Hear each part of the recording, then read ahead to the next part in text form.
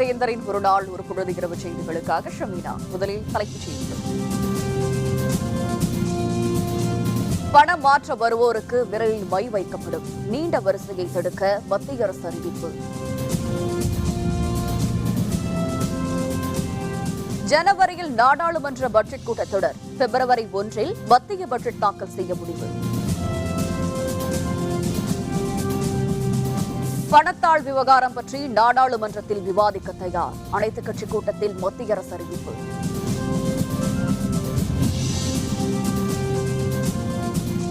செல்லாது என்ற மத்திய அரசின் அறிவிப்புக்கு தடை விதிக்க இயலாது. உச்சநீதிமன்றம் மறுப்பு.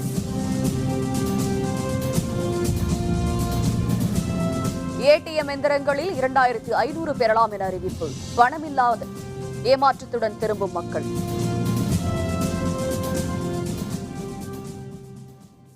வங்கிகளில் ஒரே நபர் பலமுறை ரூபாய் நோட்டுகளை மாற்றுவதை தடுக்க பணம் மாற்றுவோரின் கைவிரலில் மை வைக்கப்படும் என்று பொருளாதார விவகாரங்கள் துறை செயலர் சக்தி காந்ததாஸ் தெரிவித்துள்ளார். தில்லியில் இன்று செய்தியாளர்களுடன் பேசிய அவர், வங்கிகளில் 500 மற்றும் 1000 ரூபாய் தாள்களை மாற்றும் பொழுது கருப்பு பணம் வைத்திருப்போர் பலமுறை பணத்தை மாற்றுவதாக புகார் வந்துள்ளதாக குறிப்பிட்டார். அதனை தவிர்க்கும் வகையில் தேர்தலை போன்று பணம் மாற்றுவோரின் கைவிரல்களில் மை வைக்கப்படும் என்று அவர் மேலும் தெரிவித்தார். கருப்பு பண முதலீடு செய்வதை தவிர்க்க சிறப்பு படைகள் அமைக்கப்பட்டிருப்பதாகவும் அவர் மேலும் தெரிவித்தார். வங்கிகளில் போதுமான பணம் கையிருப்பில் இருப்பதால் மக்கள் அச்சப்பட தேவையில்லை எனவும் அப்பொழுது அவர் அறிவித்தார். Because when the same people come again and again, it denies the opportunity to another person or to other persons who have not been able to reach the counter or reach the ATM to get the cash. To prevent such kind of misuse, it has been decided that government would resort, the branches of banks would take resort to use of indelible ink marks for disbursement of cash across counters. மத்திய அரசின் budget வரும் பிப்ரவரி மாதம் 1 தாக்கல் செய்யப்படும் என அறிவிக்கப்பட்டுள்ளது.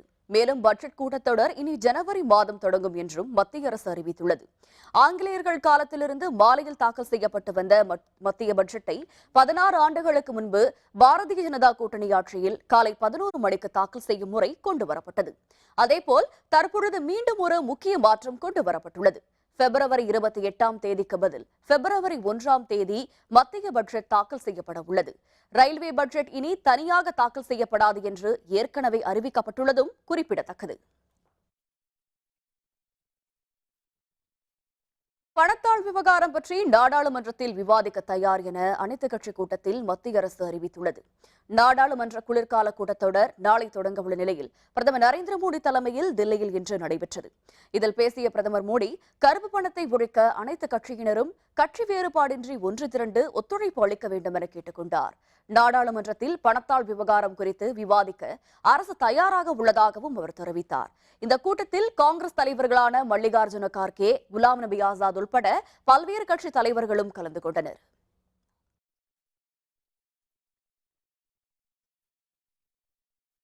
ரூபாய் 1000 பணத்தாள்கள் செல்லாது என்ற மத்திய அரசின் அறிவிப்புக்கு தடை விதிக்க உச்சநீதிமன்றம் மறுத்துள்ளது. மத்திய அரசின் அறிவிப்புக்கு தடை விதிக்க கோரி விவேக் நாராயணன், சங்கம் லால் பாண்டே ஆகியோர் உச்சநீதிமன்றத்தில் வழக்கு தொடர்ந்தனர். இந்த வழக்கை உச்சநீதிமன்ற தலைமை நீதிபதி TS தாக்கூர், சந்திரசூட் ஆகியோர் அடங்கிய அமர்வு இன்று விசாரித்தது. மத்திய அரசின் கொள்கை முடிவில் தலையிட முடியாது என உச்சநீதிமன்ற நீதிபதிகள் கருத்து தெரிவித்துள்ளனர். இந்த பாதிப்பிலிருந்து மக்கள் மீள மத்திய அரசு என்ன நடவடிக்கை மேற்கொண்டுள்ளது எனவும் நீதிபதிகள் கேள்வி எழுப்பினர். இந்த வழக்கில் ஆஜரான மத்திய அரசு வழக்கறிஞர் 500 மற்றும் 1000 ரூபாய் தாள்கள் செல்லாது என்ற அறிவிப்பினால் சுமார் 11 லட்சம் கோடி ரூபாய் அளவிற்கு வங்கிகளில் டெபாசிட் ஆகும் என எதிர்பார்க்கப்படுவதாகவும், இதுவரை பல்வேறு வங்கிகளில் 3 லட்சம் கோடி ரூபாய்க்கு மேல் டெபாசிட் செய்யப்பட்டிருப்பதாகவும் தெரிவித்தார். பணத்தாள்கள் மாற்ற அறிவிப்பு தொடர்பாக மத்திய அரசு வரும் 18ஆம் தேதிக்குள் பிரமாண பத்திரம் தாக்கல் செய்ய வேண்டும் எனவும் உச்சநீதிமன்றம் உத்தரவிட்டுள்ளது. இந்த வழக்கு விசாரணையை வரும் 25ஆம் தேதிக்கு உச்சநீதிமன்றம் ஒத்திவைத்துள்ளது.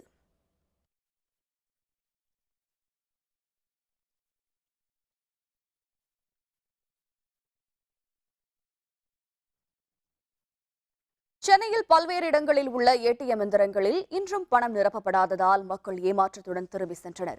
ஒரு சில ஏடிஎம்கள் செயல்படும் நிலையில் அவற்றில் மக்கள் நீண்ட வரிசையில் காத்திருந்தனர். 2000 ரூபாய் எடுப்பதற்கு 3 மணி நேரம் வரை வரிசையில் நிற்க வேண்டியுள்ளதாக பொதுமக்கள் தெரிவிக்கின்றனர். சென்னையில் உள்ள எல்லா ஏடிஎம் மையங்களும் செயல்பட தொடங்கினால் மட்டுமே கூட்ட நெரிசலை தவிர்க்க முடியும் என்பதால் அனைத்து ஏடிஎம் மையங்களும் பணம் நிரப்பி விரைவில் செயல்பாட்டிற்கு கொண்டு வர வேண்டும் என்று பொதுமக்கள் கோரிக்கை விடுத்துள்ளனர். வயசானவங்க எல்லாருமே பார்த்தீங்கன்னா பேங்க்கில் லோல் பட்டு நிற்கிறாங்க. இது வந்து எப்படி சொல்கிறதுனே தெரியல. அட்லீஸ்ட் பேங்க்கு தான் இது ஆகலைன்னா ஏடிஎம்மாவது இப்போ ஃபர்தராக அழகாக ஒரு 4000 வந்துட்டு இருந்தாலும் நம்ம பீப்புள்ஸ் வந்து இது பண்ணுவாங்க. எப்படி சொல்கிறதுனா வாழ்வாதாரமே ரொம்ப பாதிச்சிருக்கு. காலிலேருந்து இது வரைக்கும் ட்ரை பண்ணி எந்த ஏடிஎம் போனாலும் பணம் கிடைக்கல. நேற்று முன்னாடி பார்த்தீங்கன்னா இப்போ கவர்மெண்ட் அறிவிச்சு நாள்லேருந்து இது வரைக்கும் பணம் எடுக்க முடியல. அத்தியாவசிய தேவைகளை சந்திக்க முடியல. எந்த பொருளும் வாங்க முடியல. பணம் தேவை கிடைக்க மாட்டேங்குது. எந்த ஏடிஎம் போனாலும் கூட்டம் அதிகமாக இருக்குது. நீண்ட கீ வரிசையில் இருக்கிறதுனால பணத்தை எப்படி எடுக்கிறது, எங்கே பணத்தை எடுக்கிறது செலவு பண்ணுறது கூட கஷ்டமாக இருக்குது. சென்னையில் உள்ள ரிசர்வ் வங்கியில் 10 முதல் 100 ரூபாய் தாள்கள் வரை தட்டுப்பாடு ஏற்பட்டுள்ளதை அடுத்து நாணயங்கள் வழங்கப்படுவதால் மக்கள் மிகுந்த சிரமத்திற்குள்ளாகினர். மதிப்பிழந்த ரூபாய் நோட்டுகளுக்கு பதிலாக சென்னையில் உள்ள ரிசர்வ் வங்கி கிளையில் பழைய ரூபாய் நோட்டுகளுக்கு பதிலாக மக்களுக்கு தலா 2000 ரூபாய் பணம் வழங்கப்பட்டு வந்தது. தொடர்ந்து 6 நாட்களாக மக்களுக்கு பணம் வழங்கப்பட்டு வந்த நிலையில் இன்று பிற்பகல் முதல் 10 முதல் 100 ரூபாய் வரையிலான நோட்டுகளுக்கு தட்டுப்பாடு ஏற்பட்டது. இதனையடுத்து 4500 ரூபாய்க்கு பதிலாக 2000 ரூபாய் நோட்டுகள் இரண்டும், மீதி 500 ரூபாய்க்கு 5 மற்றும் 10 ரூபாய் நாணயங்களும் மக்களுக்கு வழங்கப்பட்டன. 2000 ரூபாய்க்கு சில்லறை பெறுவது மிகவும் சிரமமாக இருக்கும் நிலையில் 10 முதல் 100 ரூபாய் வரையிலான நோட்டுகளை விரைந்து வழங்க ரிசர்வ் வங்கி நடவடிக்கை எடுக்க வேண்டும் என மக்கள் கேட்டுக் கொண்டனர். நான் கஷ்டப்படுற காசு 500 ரூபாய் ஒரு நாளைக்கு வாங்குறேன். அதுக்கு 500 ரூபாய் சேர்த்து வச்சு நான் மாதம் 4500 ரூபாய் வருது. அந்த காசு வச்சு நான் என்ன பண்ணுறது?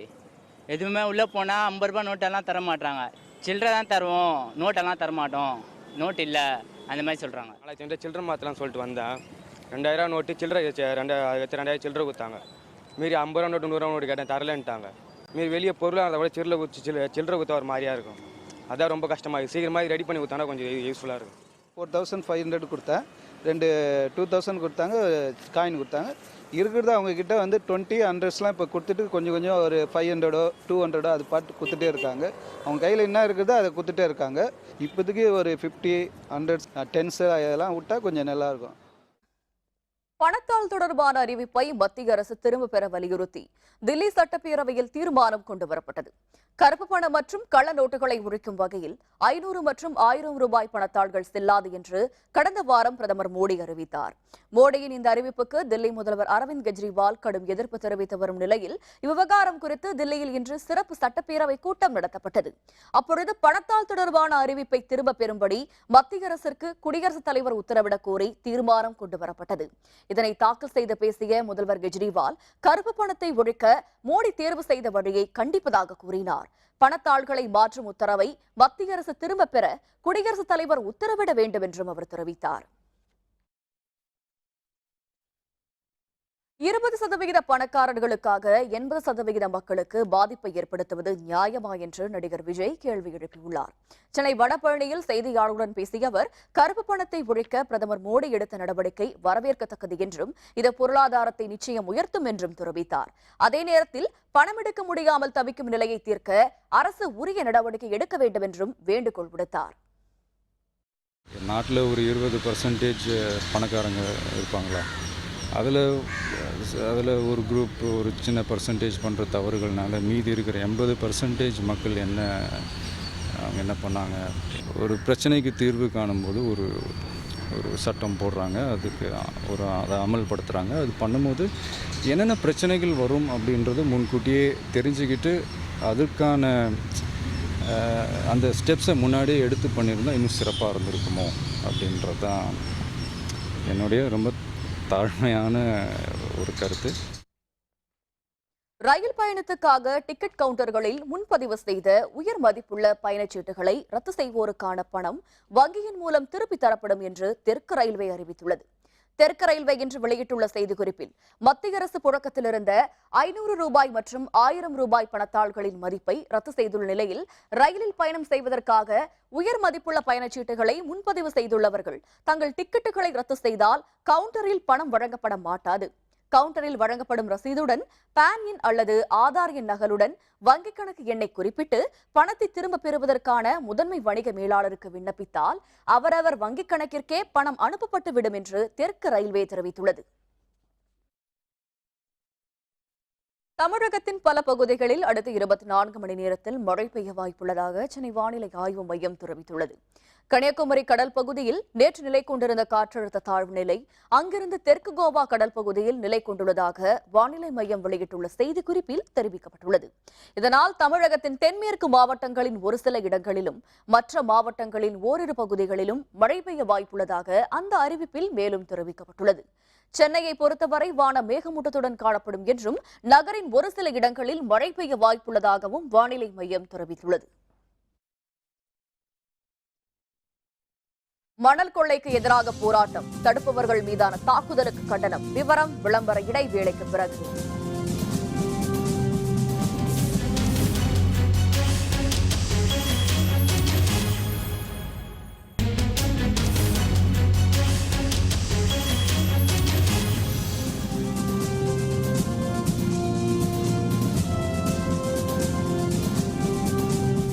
செய்திகள் தொடர்கின்றன.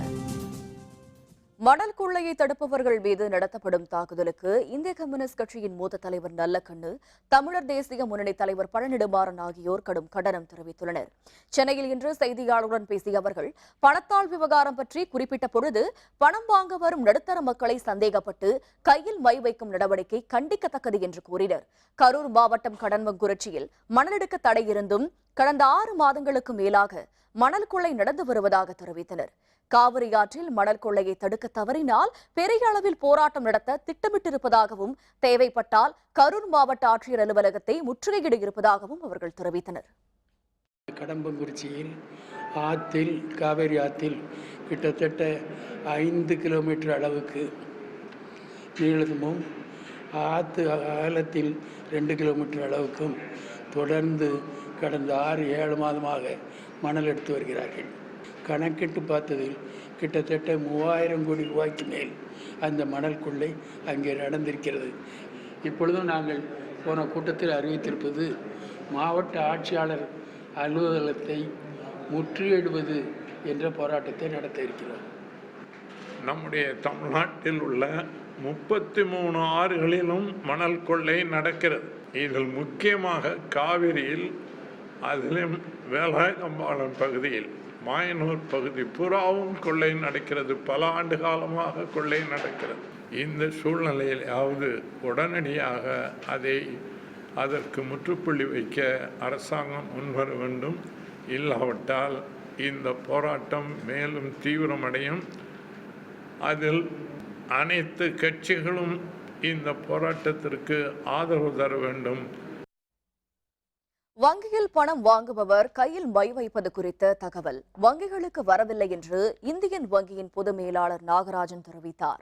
சென்னையில் இன்று செய்தியாளர்களுடன் பேசிய அவர், வங்கியில் பணம் மாற்றுபவர்கள் கையில் மை வைப்பது குறித்த தகவல் வங்கிகளுக்கு வரவில்லை என்று குறிப்பிட்டார். மேலும் ரிசர்வ் வங்கியோ மத்திய அரசோ இது குறித்த வழிமுறைகளை தங்களுக்கு தெரிவிக்கவில்லை என்றும், மை வைப்பது குறித்த தகவல் தங்களுக்கு அளிக்கப்பட்டால் நாளை முதல் மை வைப்பது நடைமுறைப்படுத்தப்படும் எனவும் நாகராஜன் தெரிவித்தார். வங்கியில் பணத்தை மாற்றவங்களுக்கு, எக்ஸ்சேஞ்ச் பண்ணுறவங்களுக்கு மை வைக்கப்படும் அப்படின்றது காலையில் சொல்லியிருக்கிறாங்க. இந்த மையை ஏற்பாடு பண்ணிகிட்டு இருக்கிறோம்.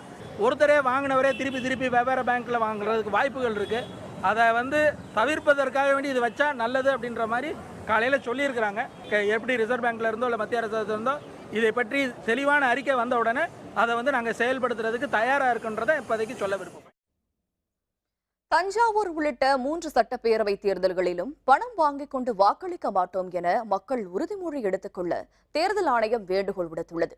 தஞ்சாவூரில் தேர்தல் ஏற்பாடுகளை ஆய்வு செய்த தேர்தல் ஆணையத்தின் துணை ஆணையர் உமேஷ் சின்ஹா, தமிழக தலைமை தேர்தல் அலுவலர் ராஜேஷ் லக்கானி ஆகியோர் பின்னர் செய்தியாளர்களுடன் பேசினர்.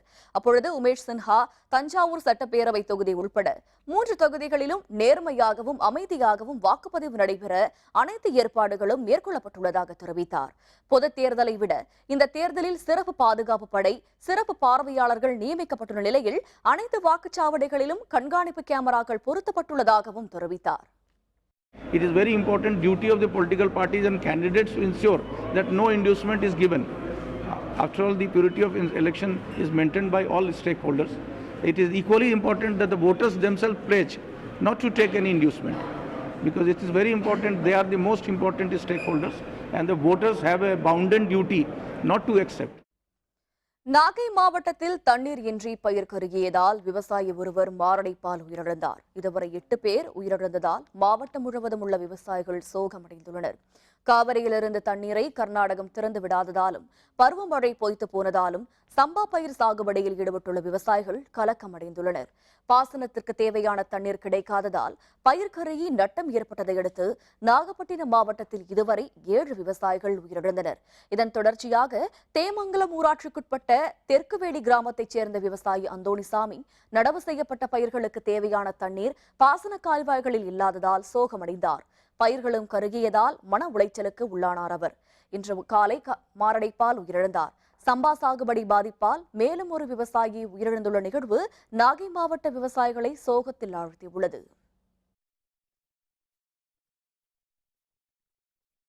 பெரம்பலூரில் பெரும்பாலான ஏடிஎம்களில் 2000 ரூபாய் வரவில்லை என்றும் மாறாக 100 ரூபாய் நோட்டுகள் மட்டுமே வருவதாகவும் மக்கள் குற்றம் சாட்டியுள்ளனர். மேலும் ஏடிஎம் மையங்கள் முழுமையாக இயங்கவில்லை என்றும் இயங்கும் ஒரு சில மையங்களிலும் கூட்டம் அதிகமாக இருப்பதால் தொடர்ந்து சில்லறை தட்டுப்பாட்டால் அவதியுற்று வருவதாகவும் அவர்கள் தெரிவித்தனர். பெரம்பலூரை பொறுத்தவரை அனைத்து வங்கிகளிலும் பணம் போடுற மிஷின் தான் ஒர்க் ஆகுத ஒழிய பணம் எடுக்கிற மிஷின் எங்கேயும் ஒர்க் ஆகலை. 2000 ரூபா சீலிங் வச்சு 100 ரூபா நோட்டை வெளியில் விட்டுருக்காங்க. அது மட்டும்தான் இப்போ வெளியில் வருது, வேற எங்கேயும் இல்லை. ஆனால் பெரம்பலூரை பொறுத்தளவில் சில்லறை தட்டுப்பாடுகள் அதிகமாக உள்ளது. தூத்துக்குடியில் 10 லட்சம் டன் உப்பு இருப்பில் உள்ளதாக உப்பு உதவி ஆணையர் அலுவலகம் தெரிவித்துள்ளது. கடந்த சில நாட்களாக வட மாநிலங்களிலும் தமிழகத்தில் சேலம் உள்ளிட்ட பகுதிகளில் உப்பிற்கு தட்டுப்பாடு ஏற்பட்டுள்ளதாக வதந்தி பரவியது. இதனை மறுத்துள்ள தூத்துக்குடி உப்பு ஆணையர் அலுவலகம் தூத்துக்குடி மாவட்டத்தில் இருப்பில் உள்ள உப்பை கொண்டு மட்டும் நாட்டில் 6 மாதங்களுக்கு உப்பின் தேவையை நிறைவேற்ற முடியும் என்று தெரிவித்துள்ளது. உப்பு உற்பத்தி தொழிலாளர்களும் இதே கருத்தை தெரிவித்தனர். சில பதுக்கல்காரர்களும் வணிகர்களும் தான் இதுபோன்ற வதந்திகளை பரப்பி வருவதாக அவர்கள் தெரிவித்தனர். ஒரு ஏக்கருக்கு உப்பு உற்பத்தி என்பது சராசரியாக மாதந்தோறும் 10 டன் உப்பு உற்பத்தி என்பது தொடர்ச்சியாக நடைபெற்று வரக்கூடிய தருவாயில் உப்பினுடைய விலை கடுமையாக அதிகரிக்கப்படக்கூடிய தருவாயில் இந்த உப்பை உற்பத்தி செய்யக்கூடிய உற்பத்தியாளர்களிடமிருந்து வாங்கக்கூடிய வியாபாரிகள் இந்த உப்பை பதுக்கி வைத்ததுதான் இதனுடைய விலையேற்றத்திற்கும் இந்த உப்பு தட்டுப்பாட்டிற்கும் முக்கியமான காரணமாக நாங்கள் கருதுகிறோம். சேலம் மாவட்டத்தில் உப்புக்கு செயற்கை தட்டுப்பாட்டை ஏற்படுத்தியதாக 5க்கும் மேற்பட்ட உப்பு கிடங்குகளுக்கு அலுவலர்கள் சீல் வைத்தனர். சேலம் மாவட்டத்தில் உப்புக்கு தட்டுப்பாடு ஏற்பட்டுள்ளதாகவும் சில நாட்களில் உப்பு விலை அதிகரிக்கும் என்றும் வதந்தி பரவியது.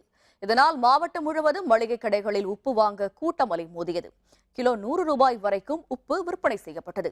இந்நிலையில் சேலம் செவ்வாய்ப்பேட்டை பகுதியில் உணவு பாதுகாப்புத்துறை அலுவலர்கள் திடீர் சோதனையில் ஈடுபட்டனர்.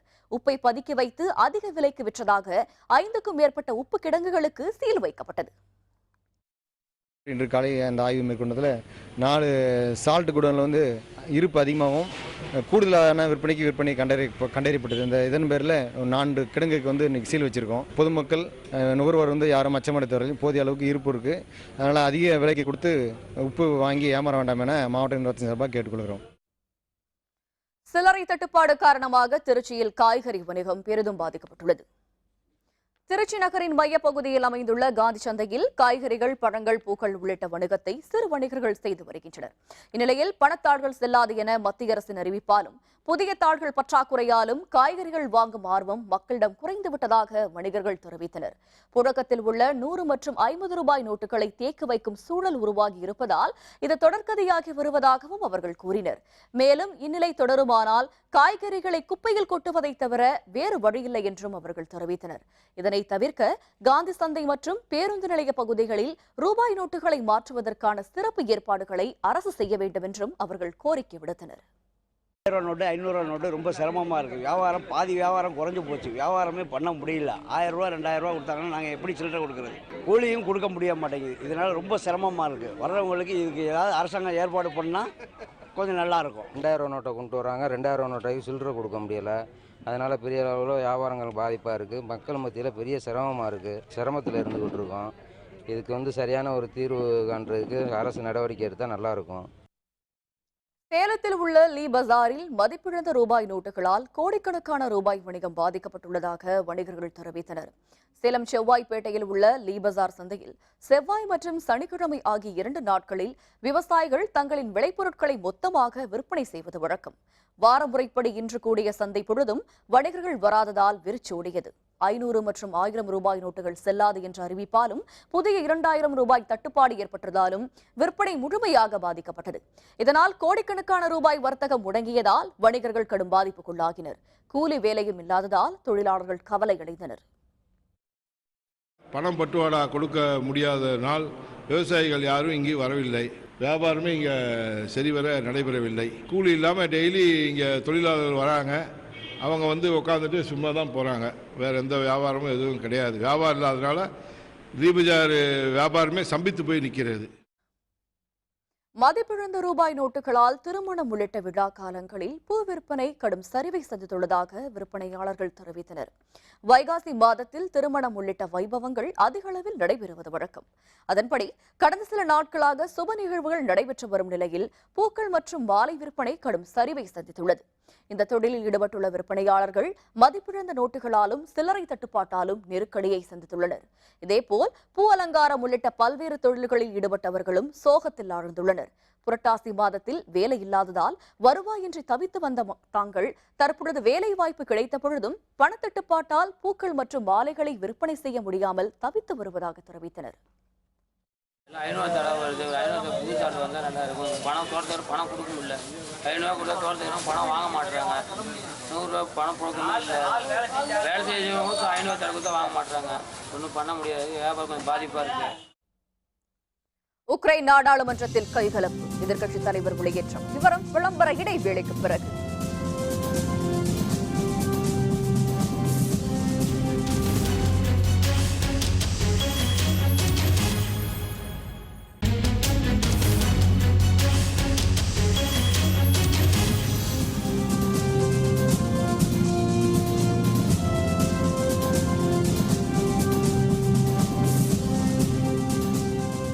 செய்திகள் தொடர்கின்றன. இனிய அயலக செய்திகள்.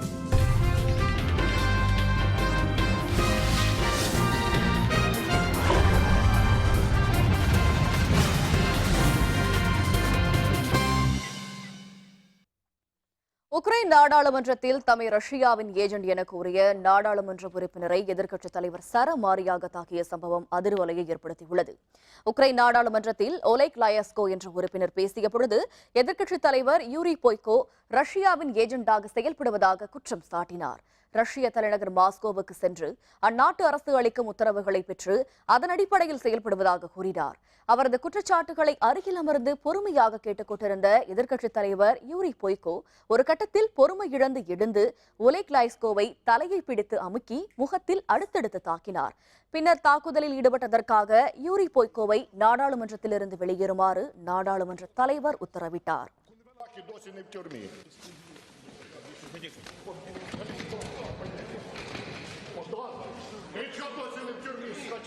Коли ці недобитки Януковича, які $500